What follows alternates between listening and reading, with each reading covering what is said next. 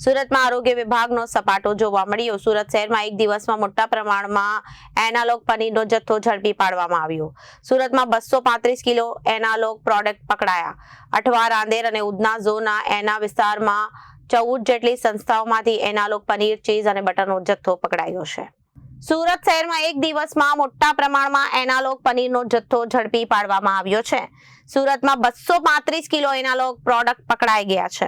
અઠવા, રાંદેર અને ઉધના ઝોનના એના વિસ્તારમાં 14 જેટલી સંસ્થાઓમાંથી એનાલોગ પનીર, ચીઝ, બટરનો જથ્થો પકડાયો છે।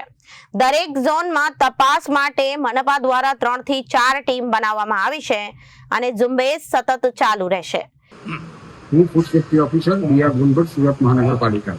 માનનીય આરોગ્ય મંત્રી શ્રી અને માનનીય ફૂડ સેફ્ટી કમિશનર શ્રી દ્વારા એનાલોગ ચીઝ, એનાલોગ પનીર અને એનાલોગ બટર ઉપર ગુજરાતમાં પ્રતિબંધ તારીખ 5/8/2026 રોજ મૂકવામાં આવે છે।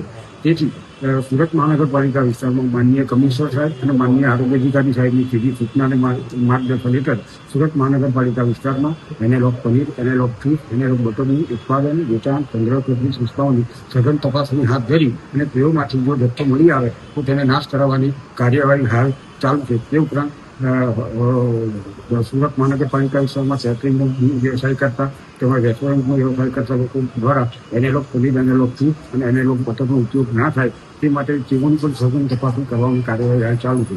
ગઈકાલે સુરત મહાનગરપાલિકા વિસ્તારની 3 ટીમો બનાવી 14 સંસ્થામાં તપાસણી કરી 235 કિલો જેટલો analogue paneer, analogue cheese, analogue બટરનો જથ્થો નાશ કરવામાં આવેલ છે।